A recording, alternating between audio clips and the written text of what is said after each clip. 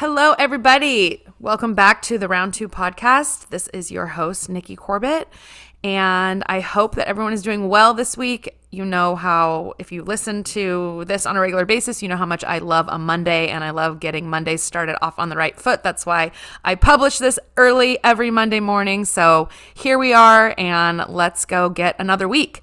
I am, as always, excited about my guest this week. Her name is Leka Fineman, and she is truly somebody that I do not know. I got introduced to her. We have a very wonderful mutual friend named Katie, and Katie told me, hey, I want you to meet my friend, Leka. She has a really great story. So she and I spoke on the phone, and we're chatting here right now, but I don't know anything about what she's about to share with us. So I am super excited and ready to learn about her path and where she was going and where she is now and all the great things that she's learned and experienced along the way. So Leka, welcome. Hi, thank you so much. It's great to be here. It's great to meet you, Nikki.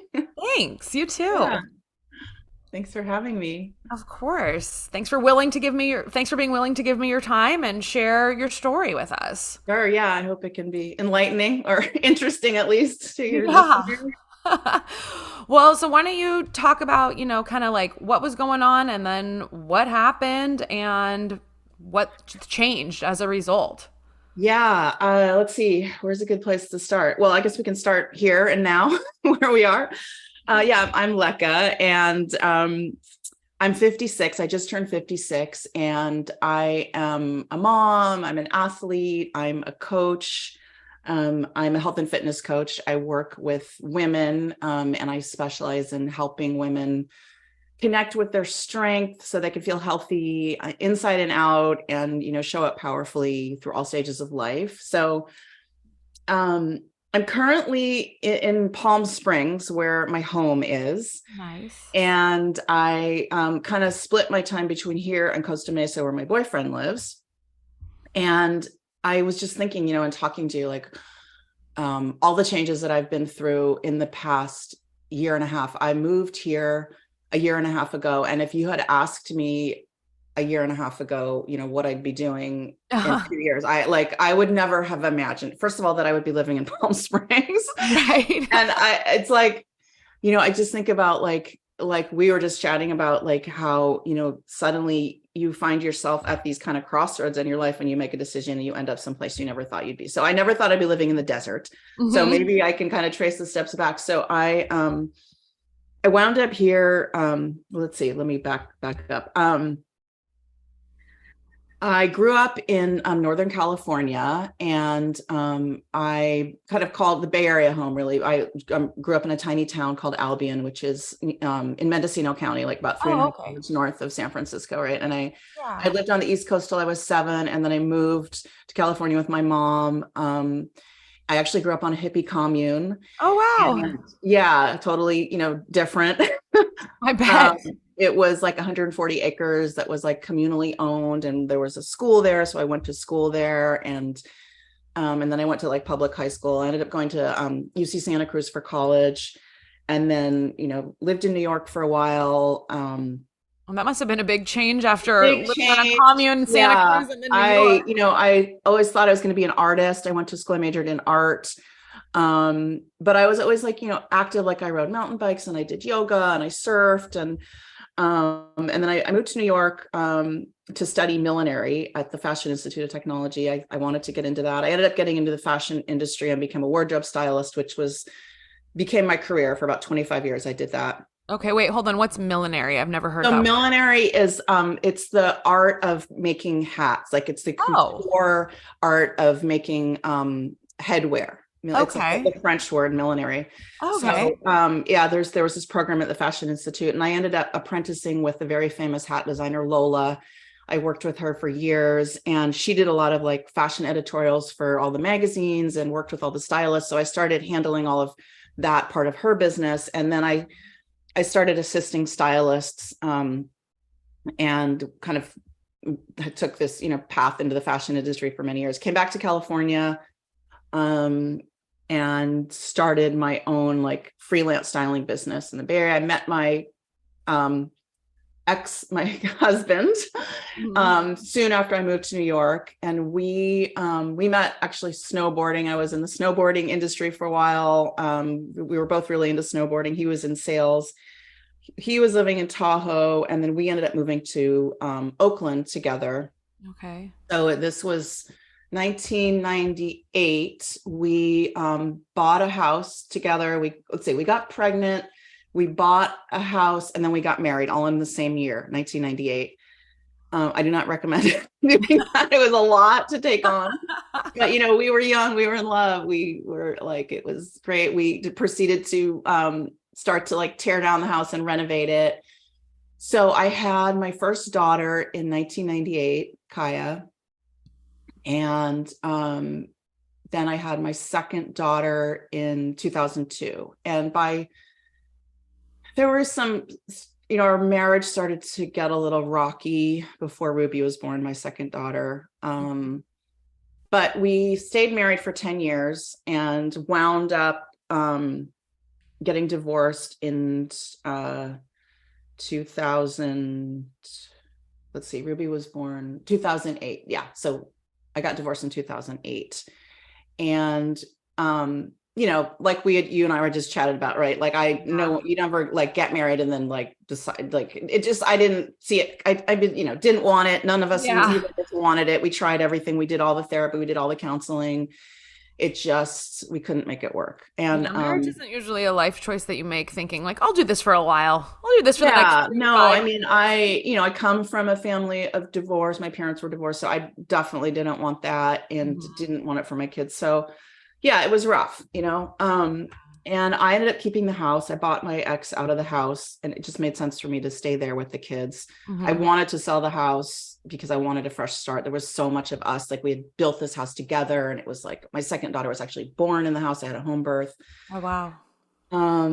And that year I was 40. So it was it was just like this, one of the, there's big birthdays, right? It's like these big life changes. And I was like, oh my God, I'm 40. Like, do I want to spend the next 10 years with this man? I don't think I can do it. So that was like, okay, we decided to get divorced. I was also introduced to CrossFit that year. Okay. My baby brother introduced me to CrossFit. And that was like, that was a big changing point in my life. And having CrossFit was like, it kind of saved my life in a way, because it was like a whole new community of people. It was an outlet for my stress. It was like, it came into my life at the perfect time. And so there I was, like single mom. I had been working as a stylist, and it was also 2008, right? It was the economy crashed, everything changed. And I couldn't do the styling thing because I had been traveling all the time. I'd been traveling all over the world, and there I had these 2 kids. I just couldn't. So I wound up getting a job at a biotech company that my dad was the CEO of. He's like, they just had this new CEO. We need an assistant. Just come and work here. So I was like, okay. So career change, massive life change. Like, well, that was definitely like a big changing point for me. Like total, just like I was a stylist, I was a wife, and now I'm, single mom, and I'm an executive assistant. But you just like do it and move forward. And so fast forward, a few years, I got more and more into CrossFit, and I started competing at like age 45. And then I kind of like, that was the point where I started to identify myself as an athlete, which was like a new thing for me. Yeah. And wound up getting more and more into the competing thing. Kids were getting a little older. And then by the time I was 50, that was the first year I made it to the CrossFit Games. So at 50, I had been working as an executive assistant kind of that whole time. I went from, I did a little bit more styling. I had a corporate styling gig for the Gymboree Corporation. But then I worked for I worked for Pandora for a while as an executive assistant. And then I worked for another tech company, Intercom. Right when I turned 50, I started working at Intercom as an executive assistant. And that was the first year I qualified for the CrossFit Games. And now when I think back, I don't even know how I did it. I was like commuting into San Francisco from Oakland, training. I would, work all day. Like all I was doing was like kids, training, and work. Like that, like no friends, no dating, like nothing. Yeah. I mean, with Um, all of that, I mean, just like driving into the city, I know can be, I mean, I've I done was that taking BART. I would before. Oh, take, drive that's to the really smart. BART, like Yeah. take BART or the bus, and then to go straight to the gym, get my kid. Like it was, Well, but and you're not just doing like a 45-minute workout. I mean, if at that level, if you're like qualifying for the CrossFit Games, yeah, that's it was putting in crazy. I hours was of just work. like, super focused, like, and I think maybe I work best that way. Like when you get like tunnel vision and you're like, this is all I'm doing these things, and that's it. And my kids probably did not like it. If you ask them, like, not their favorite years probably. But anyways, so I went to the CrossFit Games in 2017, and I met the man who became my second husband, Shannon. We met at the CrossFit Games, and he was an athlete also. And we met, and like I was like, head down, I'm here to compete, I'm not talking to anybody. And we just kept talking and talking, and he ended up like, stalking me on Instagram, and we ended up anyways, he ended up moving. He was living in Pensacola, Florida. He moved to Oakland to be with me, sold his house and moved to be with me, and we were just like in love. And I was looking back, it happened super fast, but I had dated a little bit, but I'd been single for a long time and really wanted a partner again. And so I met this man who, like, CrossFit was such a big part of my life, and he got that. And so we really like connected on that level, but didn't really know each other at all, and I definitely was like, I don't think you should sell your house, but he's like, no, I'm going to do it. And so he moved in, and it was great for a while, but it was hard with my kids. Now looking back, it's like, okay, here's this guy, he's going to be my husband. Not that he's going to be your dad, but he's moving in. Yeah, it's another personality, Yeah, presence, totally. stuff, all the things. And at that point, I had quit my corporate job, and I decided to go out on my own and be a coach. I had started coaching I had like a garage that I turned into a gym I had a big house and a nice size land lot. So I had started coaching some women in the neighborhood, and I decided to just go all in and like quit my job and do the coaching thing. Nice. So so that was another like huge pivot, right? Like total identity change. Now I'm like, not an executive assistant anymore. I'm a coach. And that took a big, like, I had, the total imposter syndrome, like stepping into that role, feeling confident, that I can, that I'm qualified to share all of my experience and knowledge and actually like coach people and lead people. Well, and But then that comes along with the too is like then there's also the business side of it that I think, a lot of people don't realize with self-employed people that you're not just, putting yourself out there as like an expert in your field or whatever type of business you have. There's also the act of running a business and all of the back end things that nobody sees in order to make your business of one successful and be able to put food on your table and do everything to market and sell and all of that. So that's a like huge undertaking. It's a lot. I mean, it was a big shift. I mean, I think my years working as a freelance stylist definitely, all of that connected, right? Everything is connected. Everything you do leads to the next thing. So having that experience of being a freelance, entrepreneur, first of all, like having to put myself out there and do some marketing and like cold call people. So that, that definitely helped. But it was a big shift. And so by this point too, like my kids were in a different stage in their life. My older daughter had just left for college. She moved down to Long Beach. She was going to Long Beach Community College. So one kid out of the house. My other daughter was a junior in high school by this point. So there was the beginning of that. Like it was a different relationship with my kids being older. So there was like, let's see, that was 2018. we, Shannon and I, we never were legally married, but we had like a wedding, Oh, exchanged vows in 2019, I think. I'm trying to think. Um, and then pandemic, right? That happened. So when was that? 2020? 2020. It's been almost 3 years. Yeah. It's just mind blowing to me. And again, huge, just global change, right? Right. Um, Yeah. my older daughter came back to live with us, and we're all stuck at home together. Shannon and I, our relationship started to crumble a little bit. There were some issues that started to surface, Yeah. and basically like realizing that there were just some different cultural things that like I didn't even know, just some values that I never even thought were really important to me just really started to become like evident. And so that was like starting to surface, and the stress of the pandemic and being, I mean, I had both my kids with me, which I was like in heaven, and he was like, this was like, what's going on? Right. I thought, I signed up to be with you, not with these other two women. Yeah. And they're both very, strong, independent, powerful young women. So I had, wanted to sell my house from the time I had my first divorce.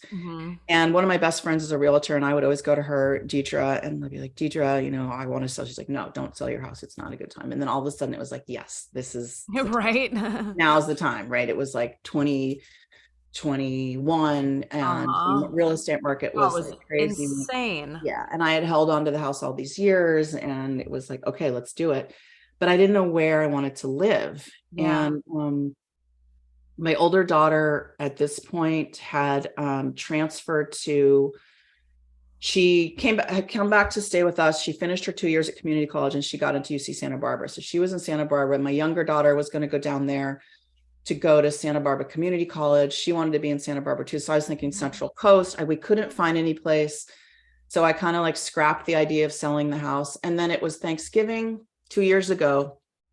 And right before Thanksgiving, one of my mom's best friends passed away, and she had been like an aunt to me. And she left my mom her estate. My mom was next of kin, and there was this condo in Palm Springs. Oh. And my mom didn't want it, was going to sell it. And so Shannon and I came down to Palm Springs and saw this place, and I just kind of fell in love with it. It's just, how interesting. So I ended up selling my house and buying the condo from my mom. And that's how I got to Palm Springs. So if you had asked me, right, like, I'm not a desert person. I'm an beach person. I need the water. My house in Oakland, like, had a view of the water. Like, that's like, and I had lived there for 25 years. All my family was there, all my friends, my whole community. Like, it was such a huge departure and shift, and like 360, like, then we moved to Palm Springs, and there we were in Palm Springs, like totally starting over. I knew that we didn't know anyone. It was me and Shannon, and there was a little CrossFit gym here that we joined. And I started, making my business. I mean, my business by then had been online mostly, especially through the pandemic. I started coaching online. I was running like online workshops, and actually the pandemic was actually really great for my business, because everyone got this like light bulb, like, oh, we can do this remotely. Oh my gosh. Well, I think that's what was so crazy. I mean, at the time I was going to a cycle studio in downtown, and I loved it. I started going because my old job, I worked at Intel, and I started going because some of my friends had mentioned, oh, hey, there's this new cycle studio, you should go and come with us, like they're having this like soft opening. So I went, and I was like, okay, I'd never really loved cycling that much. I wasn't a big spin class aficionado. And then I ran into this girl that I had known for years at work there, and I was like, she's like, what are you doing here? And I was like, well, I live like right over the bridge. I was like, what are you doing here? She's like, this is my husband's place. And I was like, oh my God, what a small world. Yeah. And so I bought a package, and I was like, well, I've spent my money on this, I might as well go. And I absolutely fell in love with it. I loved the type of class it was. I loved the metrics that were there. I loved that it was really because of those metrics. I knew what I had done the time prior. So it was always just like me versus me. But then there was some other girls in the class who were pretty good. So I would kind of set my sights on them and be like, I want to beat beat them. Yeah. And so it got to a point where I was one of the top women in the class and it was super fun. But then, COVID. And so then I was like, oh my Yeah. gosh, what am I going to do? Like I have like not even a dumbbell sitting around this Right. house, Everyone. Yeah. Yeah. I So I know. know the online thing just exploded, and thankfully he ended up letting a bunch of us rent the bikes and bring Oh, them home, cool. and then we were doing Yeah. A lot classes of on gyms the did that. field. Yeah. Yeah. And again, we're all thinking this is what, like 2 weeks, Right. maybe a Right. month. Yeah. We'll be back. We'll be back. We'll be back. And Yeah, when it first started, one of my classes that I had been teaching in person was, I call it my grandmaster's class. It's at they're like my experienced athletes, they're like average age is like 60. And they were the first ones that came to me and they're like, "Hey, can we do this on the computer?" Like no one knew right. about Zoom at that point, right?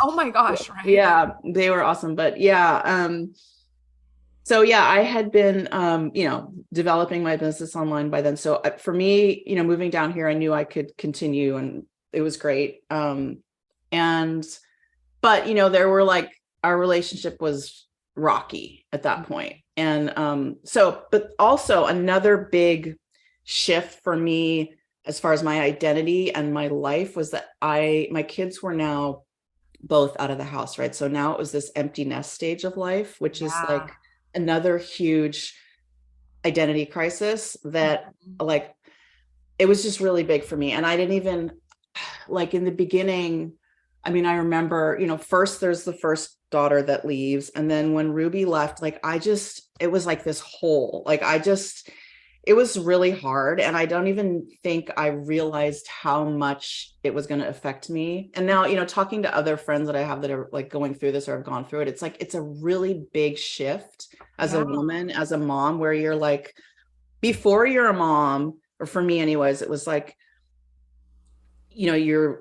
you identify, you have your life, your own things you worry about. And then you have these kids, right? And that becomes your whole life. And Mhm. that's just what I did for 20 years, right? I Yeah. was a mom. And then to have that gone and like shift, and it's like, oh my God, what next? And then it starts to be like, oh, there's a little bit of light, like, oh, actually everything opens up and it's like, I can, I don't have to worry about these other people or Mhm. in a different way. Right. Right. Sure. So that was a really big shift, like being empty nest and then being in a completely different place where I don't have my community and my family and my friends. And so unfortunately our relationship, like it just couldn't, it didn't work here and it wasn't working. So we broke up and that was hard, sad, rough, and he left and it was mostly my decision. And so it was just really hard.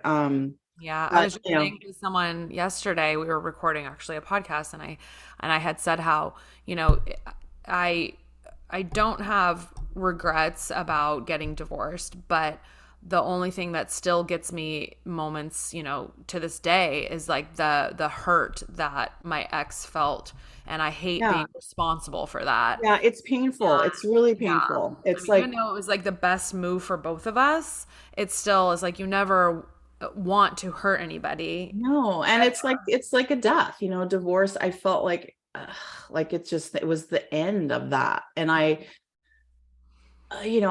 when I met him, I really thought I was going to spend the rest of my life with him. And that so that was just like, oh, and then there I was in Palm Springs, like away from everyone. Like, what am I doing here? Like, I don't know if I would have moved here by myself. Oh, uh-huh. Luckily, thank great spirit through the CrossFit gym, I connected with a couple of women, my friend Ryan, who lives like around the corner from me, and my other friend Alma, and having those two girlfriends, like they saved my life. I mean, Oh, it was June in Palm Springs. I like a survived. million I wasn't degrees. planning on living here this summer. I survived. I mean, we like us three, like had one of the other had just gone through a breakup. Like we just bonded and like Yeah. connected. And like, I feel like that has happened to me before with my other divorce too. This meeting those new female friends, Katie, friends I'm still friends with today. Like Yeah. that was like a lifesaver.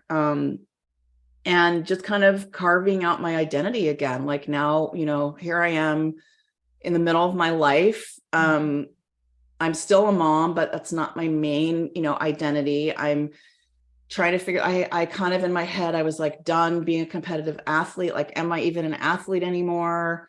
Just like a total identity crisis. And I was like, okay, I need to start talking to someone. I went back into therapy, and it was this real like time of just deep self-reflection. And I almost feel like the universe just put me here in Palm Springs for this like purpose, because it's this very healing place, and it's Yeah. very like calm here. And Uh-huh.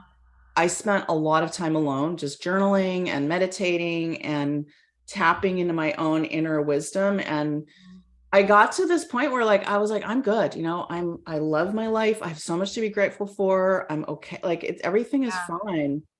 And my I love therapist is like, hearing that because it's funny because it's one of those, I feel like it's a theme. Like that's what's been so neat about this podcast and having these conversations with different people is there's just this undercurrent of self-awareness and this desire to get to know ourselves better and figure out, what works for us, but then the gratitude piece of it that comes along with that. yeah, And it's been just interesting. It's so interesting because every conversation is different, every topic is different, every story is different, but there's just this undercurrent, which I don't know if I put that out there because that was kind of what got me here with my own journey, especially through the course of this year, was just really self-awareness focused.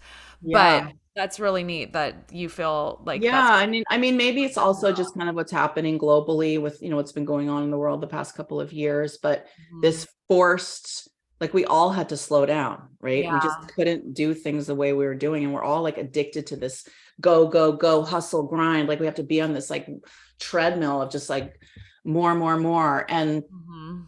I think just having this like, suddenly it's like everyone's just be like, wait, pause. Like we need to just like Yeah. stop. Chill. And Totally. I think what I've realized is maybe it's just getting older or what's happening in the world, but like, more isn't always better. And, Mhm. doing things faster isn't always the best way. And I now in like my work with women, I feel like my job is to just like support people in helping them connect with themselves, just like taking the time to like just get in touch with your own inner strength, because there's always this place inside of us that is calm and focused and strong. It's like we just have to access it, and Mhm. it's always there for us. So that's been a big theme for me. And so So yeah, are you doing the coaching full time?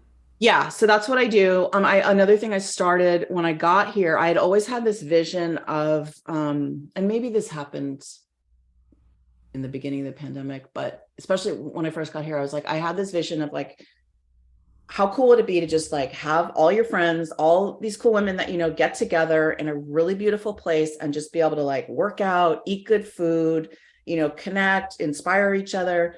So I started hosting women's wellness retreats, and I Oh, I hosted my love that. first one in October of 2021. It was actually my birthday week and I was turning 55.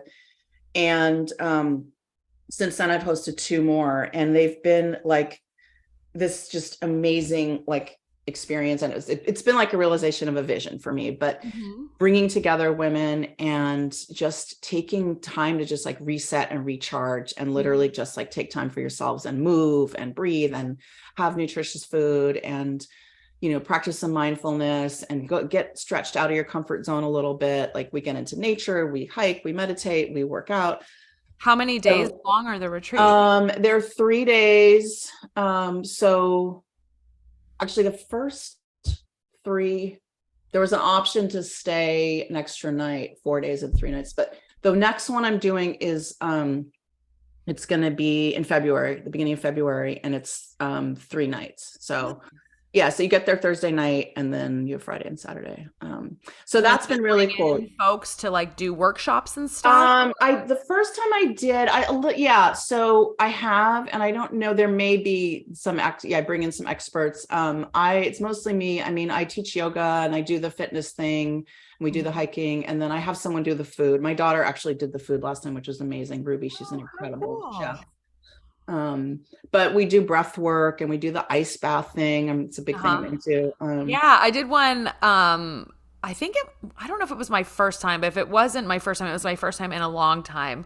One of my girlfriends, her husband is super into, sauna and ice baths Yeah. and Yeah. fitness. And, he has his little garage gym and he was Oh, working out when we cool. got back from a walk and I was like, oh, you're dialed in. And he was going Yeah. for it. So she had invited me to come over and she's like, let's go for a walk and then we can sit in the sauna and then do an ice bath. And I'm like, Oh, that sounds amazing. And yeah, it is like, amazing. And it's another thing that's like, it's so scary, the ice, like we're all freaked out about it. And then you get yeah. in and you feel so incredible when you get out because you've like overcome this fear. Plus there's all this physiological benefits that you gain. Right. Yeah. Yeah, So and it that's, wasn't so bad. It's just it's getting not in. right. And It's like just cold, right? You're not going to breathing. die. Exactly. You're not gonna die. You're gonna be fine.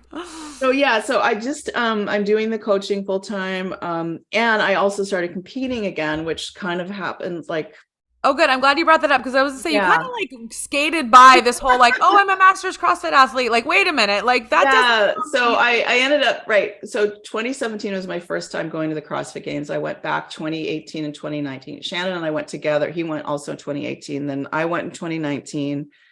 2020, it got canceled. 2021, I took a break.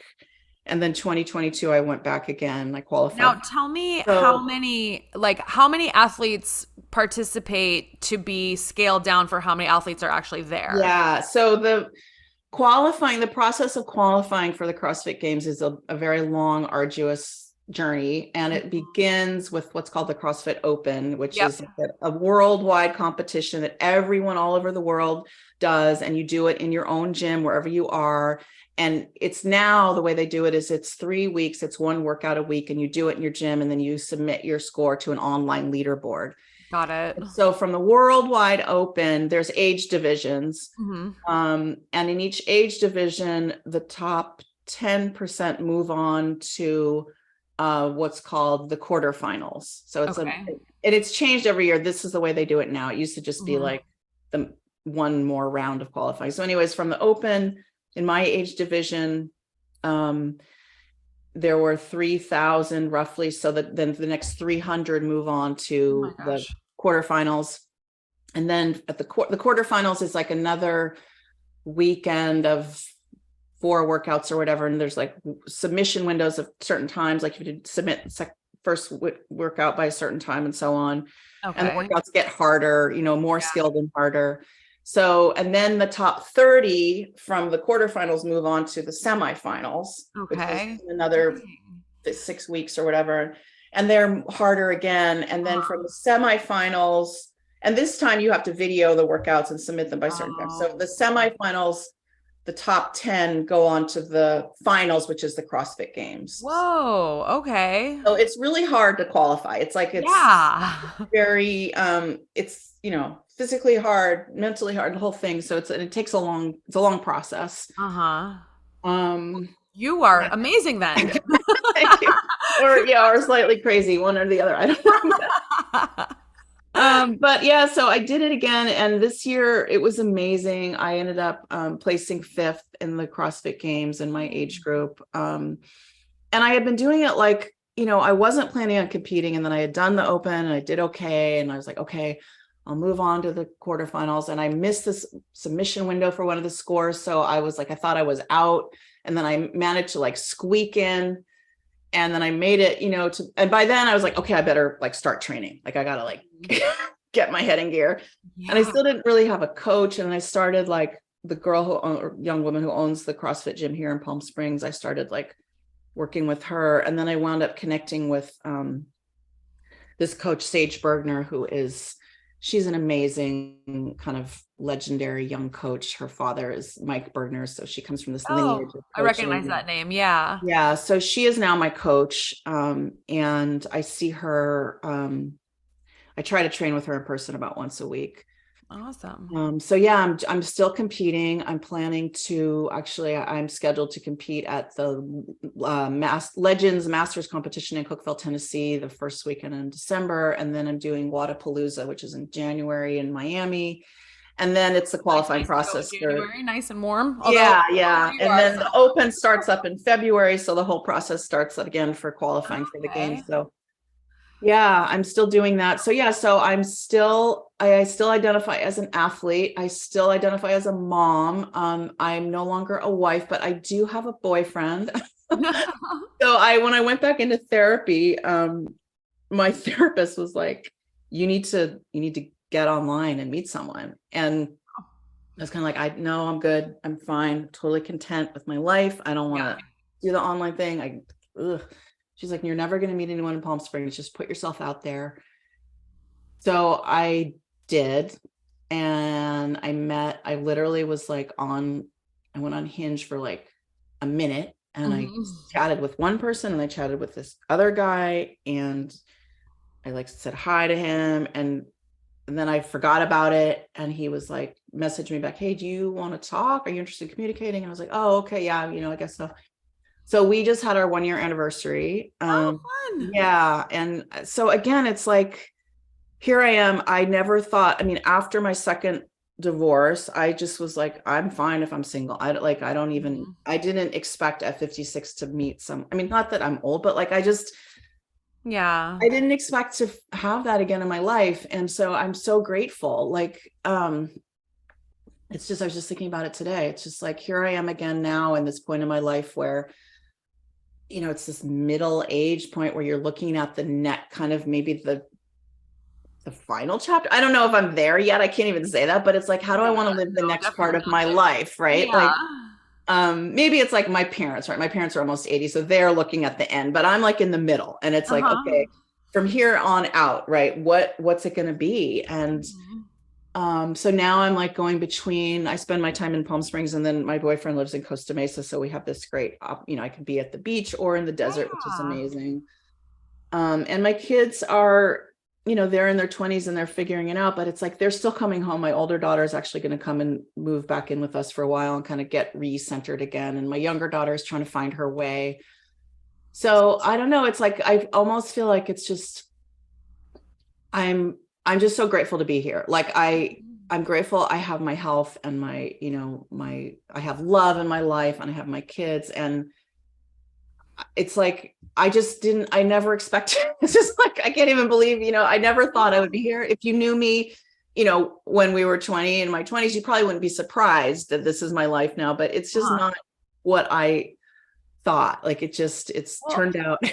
And that's why I was telling you before we started recording how I love these conversations, because it's so normal for somebody to just be like, on this path, this is my life, this is what I'm doing, and you have this very clear path that you can look ahead and see, like 2 years, 5 years, 10 years. And then all of a sudden something changes, whether you chose to make the change or whether the change happened and you woke up and you're like, oh shit, now we have to deal with this. And now, it's like that pivot where you're like, okay, I thought I was on this road and now I'm on this road. And what does that look like? How do I have to like redefine myself? And you've had like multiple iterations of going on over the past, since like you said, it was around 2008 that you decided to get divorced. Yeah. And that's just like, it's so neat to see how, you were comfortable making some like really big career shifts and then getting straight up moving from the place you'd lived for a huge portion of your life. But then to see like where you are right now with all this gratitude, with all this happiness, with, truly looking at what it is that you have. One of the things that I try to do with my own, gratitude for the life that I have is, remind myself that everybody has their struggles, but that also somebody could be looking at me and being like, wow, I wish I had that. So I try to always put myself in check and put that into perspective when I'm frustrated, not to negate the fact that like, of course I'm going to have frustrations and that they're no less than anyone else's. But that, hey, like, let's look at the big picture and see what's going on, and is this like a speed bump or is this truly a mountain? Right. Yeah. Yeah. My boyfriend he has a very regular and very inspiring meditation practice. He's really into like all that stuff, and he just reminds me sometimes, just like about like, it's like all we have is the present, really, right? Like, So just to be in the present Mm-hmm. and have that gratitude and thankfulness and just try not to get too like future planning. I mean, it's one thing to have a plan and a goal and obviously to strive and to move forward and try to achieve things, but like we get so caught up in like what's going to happen and all Yeah. the things that are out of our control that like Yeah, it's and that's funny. I was just gonna say, and yeah. trying to control everything. And Yeah. I always remind myself, like, the only thing that I can control, the only thing that I control is literally me right here in this moment, right? Right. Like Right. everything else, even though I know like what my day most likely is going to look like for the rest of the day, and will that probably happen? Sure, but like I still can only control me right here, right now. Yeah. Your effort and your attitude. That's what I always come back to. It's like, I want to bring my best effort and my best attitude. And it's like, for me, I know, and I think it's true for everyone. It's like, I feel like my job is to stay positive leaning. Like we have this natural tendency to worry Mm-hmm. about and have, this fear about the unknown. And it's like, it's unknown. Like it hasn't even happened. We don't even Yeah. know. It's like, but that's automatically where we go. So, if we take that amount of energy into manifesting and like focusing on the good and the positive and the best possible outcome that could happen, Mm-hmm. like how amazing is that? I mean, I'm a firm believer in that we create our own reality and our thoughts create our So reality. And powerful. so what we put your energy and attention to becomes more. So Mm-hmm. it's, it's I think that's where my feel like my work is now, is to just like trying to visualize and and create into the positive reality that I want for the rest of my life and for everyone around me and everyone I work with. That's Mm-hmm. kind of my mission, I guess, right now. Oh, that's wonderful. I read something the other day and it said, um, if you sit and spend time worrying about something that hasn't happened yet, and then it does happen, you've essentially put yourself through that twice Right. because Right. you put yourself through worrying, is this going to happen? And then when it does happen, you have to deal with it. So it's like you're dealing with it twice instead of just like trying to focus on positive things or not worry about something that hasn't happened. Yeah. Yeah. And it's like, paying attention to what we say to ourselves, Oh our gosh, huge. self-talk, I Mhm. mean, because ourselves are listening. So Totally. like, Yeah. you want to like, I always kind of remind myself, and I say this to my kids and everyone, it's like saying, you don't want to say anything that you wouldn't say to a friend, to Yes. yourself. Like, One- why don't we treat ourselves like we would treat our best friends? It's just, especially Totally. as women, right? Oh my gosh. I mean, I've said Yeah, this before. It's like I think about some of the things that I've said to myself and I'm like, whoa, like would I say that to any other woman in I my life? know. Absolutely not. Yeah, Never in a million years. So why would I, say something that horrible I to know. myself? Yeah, I was telling you, I last night I went to a friend of mine was celebrating her 40th birthday. It was an Mhm. amazing, great party at the Ace Hotel here in Palm Springs. And I'm thinking back to, for me, like 40 was such a pivotal point in my life. In a way, I feel like life began at 40. Mhm. And, to think, I was telling her that it's like, you have so much ahead of you. So It's going to be much. so amazing. Like you can't imagine Yes. that now. And I think of that, where I'm at in my life now, like, how much more great, amazing stuff can happen. Like it's kind Uh-huh. of mind boggling if you think about that. But also like, I think coming to that realization where I feel so much more at ease and comfortable in myself and in my body and like who I am as a person as I get older, like having gone through all of these iterations and these, pivots and new identities. It's like, okay, every Mhm. time it's like, well, I'm more comfortable now, than I was at 40 or even at, Yeah. 45 or, Yeah. um, I think that's so great. I mean, I always laugh. So at my company, I'm definitely in the older crowd. mhm. There's a lot of really smart, really talented people in their 30s that I get to work with on a regular basis. But I Yeah. do laugh at times because, somebody will make a comment like, "Oh my God, I'm turning 33." And I'm like, "Uh-huh." Yeah. I'm so yes, and what do you mean by that? And then when I have other friends who are just a little bit younger, and they're getting into their 40s, and I'm like, I promise you, your 40s are amazing. Like they're Yes. so fun. Yes. They You get are. Yes, you get to this level of comfort within yourself, of totally. self-awareness, Totally. and things are just good. And but I also think that it does boil down to, where are we, what perspective are we looking at things from? Right. One of the things that my boss and I talk about a lot is like scarcity mindset versus abundance mindset, Totally. how Yeah. that plays into business. And I mean, Mhm. certainly plays into personal, it plays into everything. But even just like looking at life like that, and just, I mean, I Yeah. love Oh, what you said, yeah. like The there's so much abundance, the more. scarcity and abundance for sure. I mean, just even just having the coming from the standpoint that there's like enough for all of us. Like, Hmm. I think women as women and in business, there's like the scarcity mindset is like, well, there's not I don't know, just like the getting into that competitive kind of like thing that Right. happens in the corporate world where, hey, it's okay. We can all like rise up together. Like we can all be Totally. better. We can all, move ahead. We can all climb this ladder together and we can lift Hmm. each other up as we go. Hmm. So yeah. And I think that's, I mean, you said a few minutes ago how you're looking ahead and you're like, oh my gosh, there's so many other things that I know I'm going to get to experience. And I think that that's one of the, I've now got to a point, because I like to say I'm a recovering control freak, where I, used to want to try, and I tried to control everything, and it just set me up for failure after failure, because it's just impossible to do.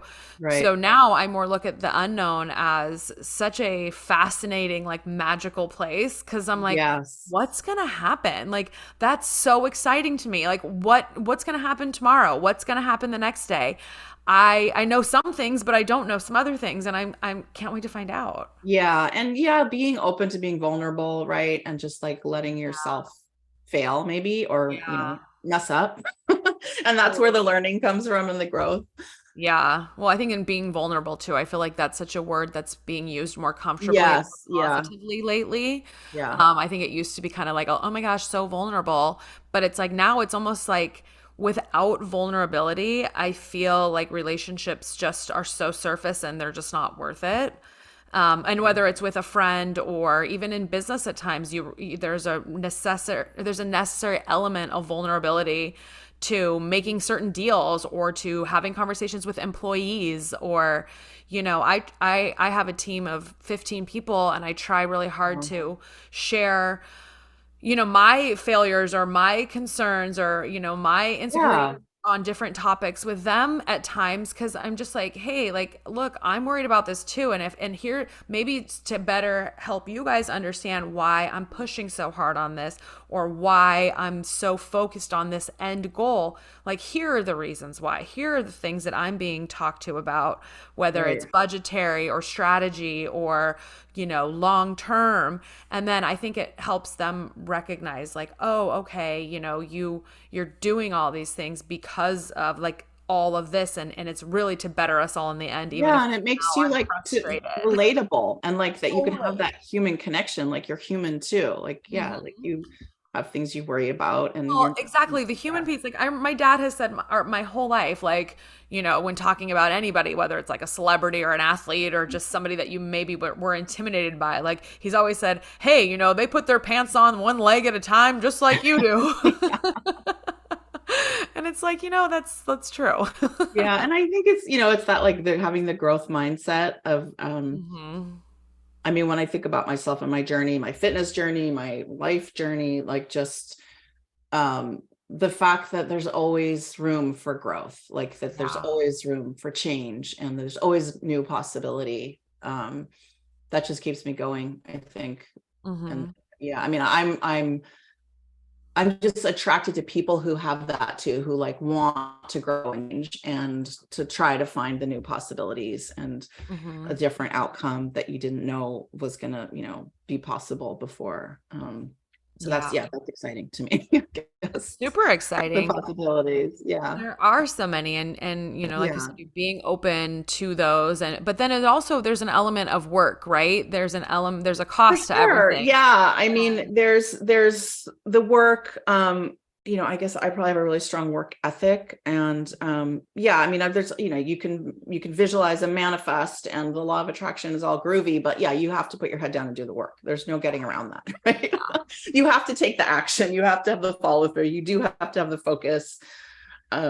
yeah, I mean, if you want something to happen, you got to do the work. Mhm. There's no free ride, unfortunately. No, I mean, it's so wild. Like I came across this Instagram page of some fitness gal. I don't know what I would call her an athlete based on the some of the like exercises she was videoing and showing on there. And I just thought, holy shit, like the amount of work that you have to put in to be where you can do that and make it look easy. Because then, I Right. naturally am like, well, like what, I wonder what that would feel like, so I like get down on the floor, do whatever. And I'm like, oh, that's how that feels like. Impossible.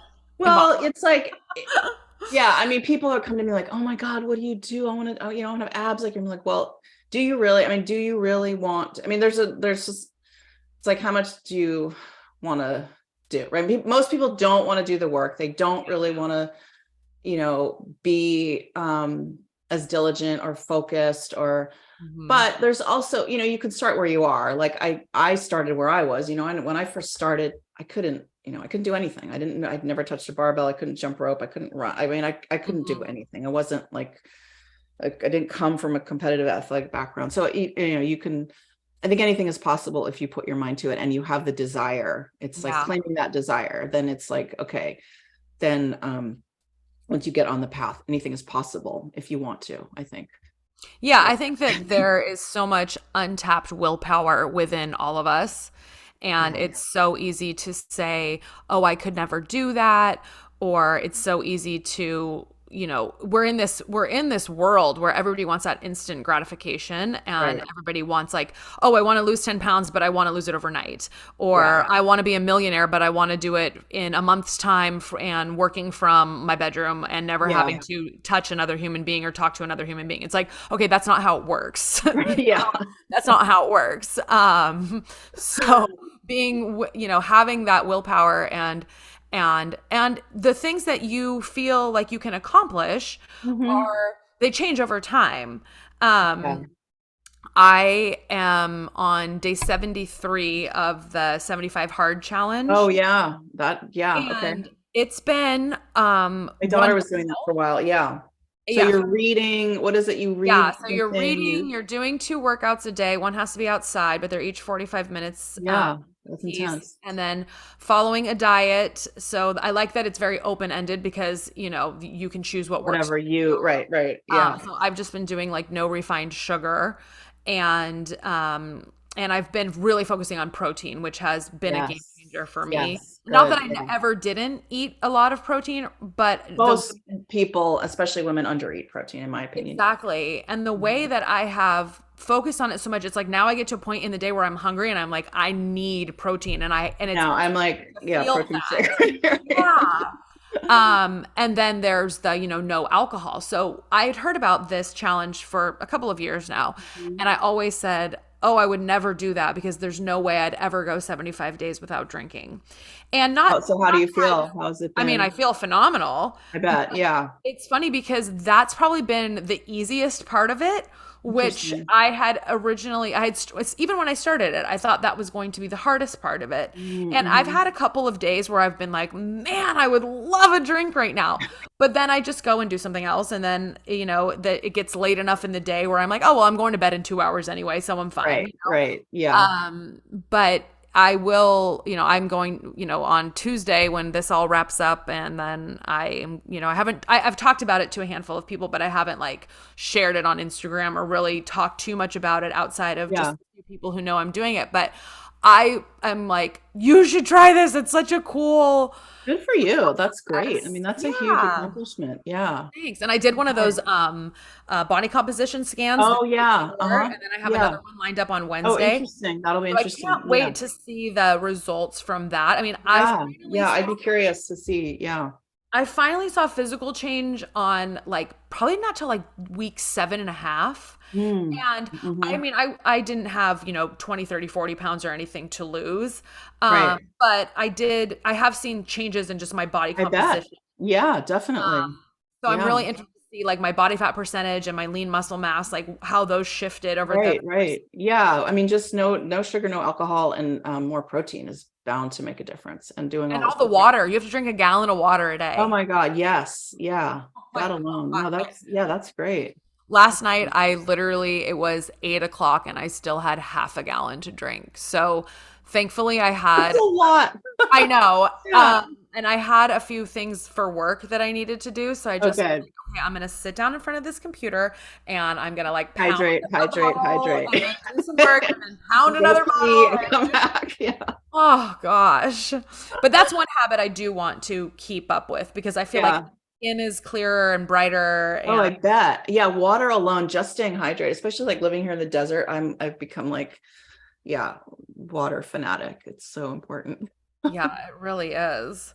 It really is. Well, is there any, I mean, I feel like you've shared so much and I feel like your story is going to be really inspirational to people because I Yeah. think a fear, I mean, I know I certainly had it when I finally woke up one day and had the courage to decide that Intel was no longer the right fit for me and it was time to Mm-hmm. go out and look for another job, but that was like a really big, I was like, holy shit, how am I going to do this? I've been in this company for almost 12 Right. years Scary. and Yeah, I it's bet. it's provided me a wonderful life and I've got to do all of these things, but like professionally I was so unfulfilled. And so having that courage to go out and try and put myself out there and do all those things. And I feel like you've done that so many different times where Yeah. you've made a career out of, just making yourself uncomfortable to ultimately Pretty get much. happy. Throw And myself into the fire.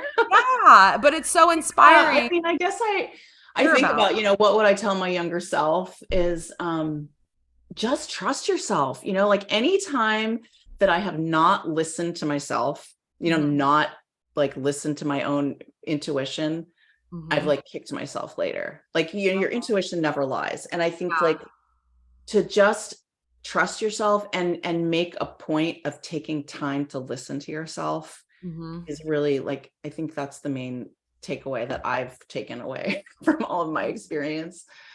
I And like that, that. That's it's like the universe has your back too. I think the more you can put out into the universe what it is that you desire, the mhm. more it will come back to you. Yeah, So it's just that thing of like, the more things you're grateful for, the more things you have to be grateful for, and just yeah, really trusting yourself. And you definitely. can't go wrong. Yeah. I like that. I'm gonna think about that probably for the rest of the day. That's a good thing. But it's so true. It's like you have to sometimes just sit in the silence and Yeah. just kind of see, like, put your phone down, sit in the Yes. silence, or go for a walk without your phone and just kind of just chill and see. Yeah. Oh, the whole phone thing. I mean, my younger daughter is actually really good about that. Like, I give her a hard time sometimes because I'll text her and she just doesn't text me. She's like, yeah, I have a hard time like picking up my phone. Like, it's actually a good thing, and when Yeah. she's with you, she's with you. And it's like, it's such a good Mhm. reminder to like when we're with each other, like, yeah, just like, Yeah. put down the damn phone. No, it is funny because I try to do that as well. Like when I'm with somebody, like Oh, put my I'm phone terrible. away I'm the worst. first, I need to, yeah. And being, having an online business and being an entrepreneur, I'm like, oh, I'm like hooked to my phone. It's just like, oh, Right. yeah. Yeah. And sometimes it's okay to not always have to immediately respond to somebody. And Right. I think so many Yeah. people feel like they have to. And it's like, no, it's okay if you get a text at 7:30 at night and then it's business related to not respond till the next morning. Like, Right. okay. It's okay. But I know that it can be tough. So, Yeah. well, thank you Yeah. so much for You're joining me. This has welcome. been Thanks so for, fun to talk to talking to you. me. Yeah. It's great to meet you. You too. You too. Well, since you are an online entrepreneur and helping women, why don't you tell people where they can find you? Sure. Yeah. On my website, lekafineman.com is a great place. Instagram, at Leka Fineman. Those are the main places. Perfect. All right. Well, I will certainly tag you in those when I publish this. Um, And everybody, as you know, thank you always for listening. Thank you for being a part of this community that we're growing here. And you can always find me at Round 2 Podcast on Instagram and TikTok. And you can reach out to me at round2podcast@gmail.com. So thank you so much. Have a great Monday. Go crush the week. And we will talk to you soon.